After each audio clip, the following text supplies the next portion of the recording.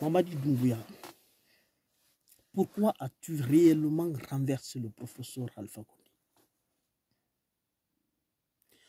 Avec le temps, on en est arrivé à un niveau où on est à même de se demander pourquoi exactement as-tu renversé le professeur Alpha Condé?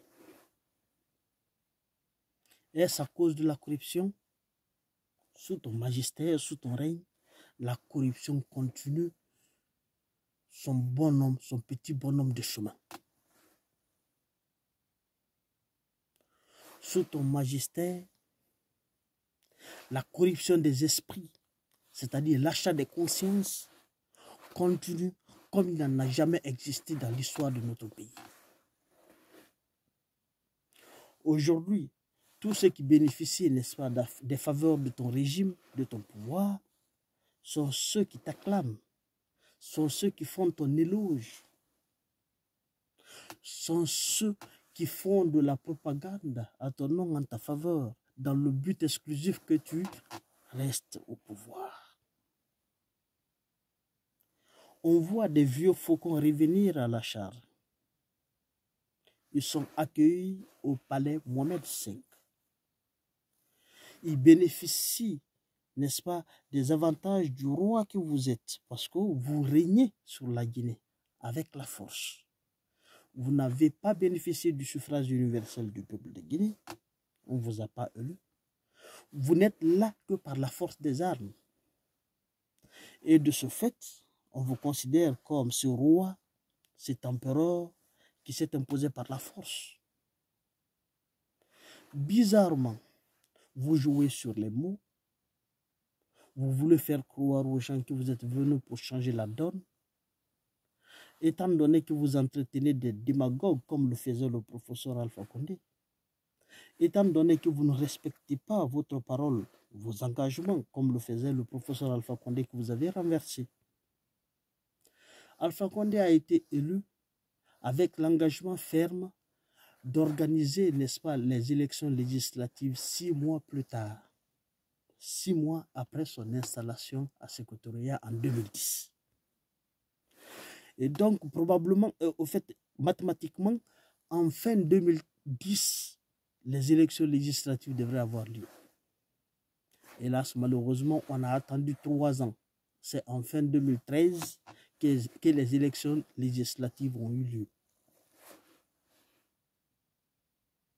Comme pour dire que tu es sur les traces du professeur Alpha Condé, tu n'as rien fait de nouveau.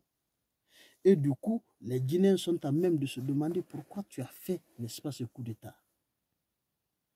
Est-ce pour satisfaire tes soutiens internationaux? Est-ce pour répondre, n'est-ce pas, à la volonté des impérialistes qui voulaient avoir la même mise sur la Guinée? On est quand même appelé, amené même à se demander, à se poser des questions. On va dire Doumbouya.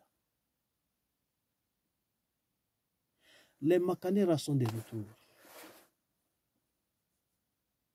Les Makanera sont de retour.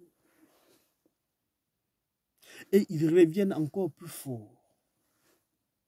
Alors qu'ils sont comptables, n'est-ce pas, de l'échec du régime que tu as renversé. Aujourd'hui, il se dit être à la tête d'un mouvement de soutien en ta faveur, toi, Mamadi Doumbouya. Et sur ça, non seulement tu le soutiens moralement, tu le soutiens également financièrement. Il a bénéficié de tellement de privilèges, du fait qu'il s'est déclaré comme étant en ta faveur, du fait qu'il a réaffirmé, affirmé et réaffirmé son soutien au CNRD. Il a eu combien de voitures 4x4? Aujourd'hui, il est en mission à l'intérieur. Avec de l'argent public. C'est-à-dire que tu te sers, toi, Mamadi Doumbouya, de l'argent public pour financer des démagogues qui s'en vont à l'intérieur du pays, amadouer le peuple de Guinée. Les pauvres gens qui sont à l'intérieur, des paysans qui n'ont pas eu la chance d'aller à l'école pour les tromper, les induire en erreur. C'est ce que tu es en train de faire exactement. Ça s'appelle l'achat des consciences pour que ces gens te soutiennent, pour qu'ils militent en ta faveur, pour qu'ils se mobilisent pour toi. Tu es obligé de recourir à l'argent public, l'argent de l'État, qui n'est pas ton argent. Où est passée la moralisation de la chose publique? Où est passée la moralisation de la chose publique? On se pose cette question.